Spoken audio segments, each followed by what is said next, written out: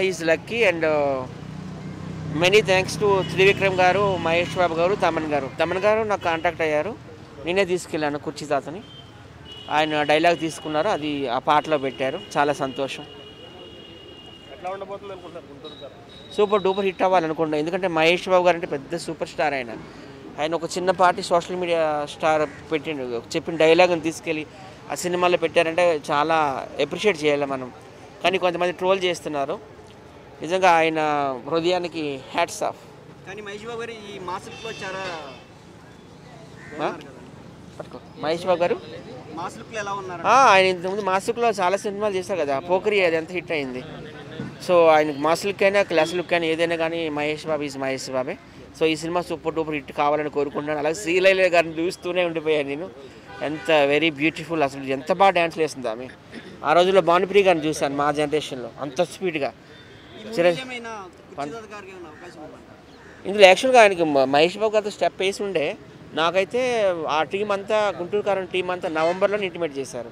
Shooting ఉంటుంది December 20 so మా దురదృష్టం కొద్ది ఈయన డిసెంబర్ 20 వేరే దగ్గరికి వెళ్ళిపోవడం, ఆయన కోసం మేము వెతుకులాట చేయడము, మళ్ళీ వరంగల్లోనే దొరకడం, వచ్చేలోగా షూటింగ్ ఫినిష్ అయిపోయింది. కాకపోతే ఈ డైలాగ్ అయితే మాత్రం తమన్ గారు పెట్టారు.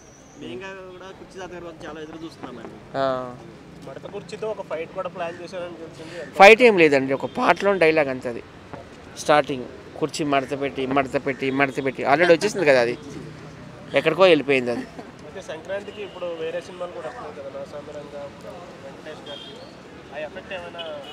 గుంటూరు కారం టాప్ ప్లేస్లో ఉంటుంది ఎన్ని సినిమాలు వచ్చినా. ఎందుకంటే మహేష్ బాబు గారు ఫ్యాన్ ఫాలోయింగ్ బీభత్సంగా ఉంది.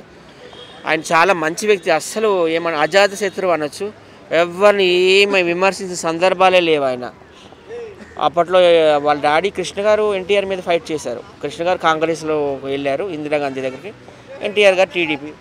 అది పార్టీల పరంగా విభేదించుకున్నారు. కానీ అసలు మహేష్ బాబు గారు దేనికోసం మాట్లాడరు. చాలా గ్రామాలు దత్తత తీసుకున్నారు. చిన్నపిల్లలకి అన్ని హార్ట్ ఆపరేషన్లు చేయించారు.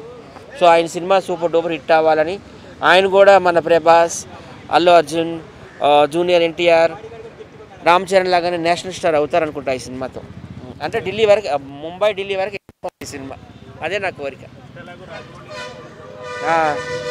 ఇంకా అది ఇంటర్నేషనల్ ఆస్కార్ లెవెల్కి వెళ్తుంది. అది లాస్ ఏంజల్స్ వెళ్ళిపోతుంది. అది థ్యాంక్ యూ అందరికీ.